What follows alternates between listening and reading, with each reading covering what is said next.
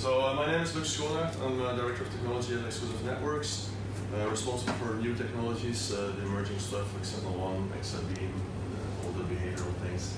We have Peter Jan Blaton, he's a senior pre-sales engineer, and we're going to deliver today a workshop about threat hunting, and more specifically about finding bad stuff on your network. We'll do a live network breach. We're going to start with that instead of starting with a presentation.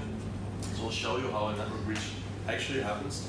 We have a little network here. This is the overview, and we'll go through that while we do the attack. After that, we will go through what threat hunting actually is, what is not, how it works, and then the things to look for on your network, and showing you where are the indicators. So that, I don't know if there's people that have been to this workshop before.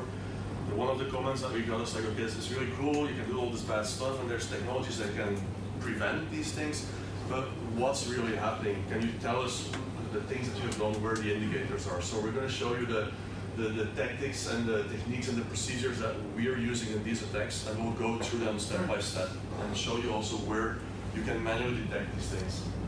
We're going to talk about collecting the evidence, and then we'll pick out a few of the stages of the attack that we will explain in detail.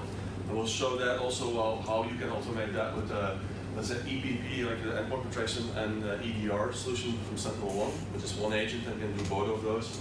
How they actually automate that and give you visibility into what's happening on the endpoint.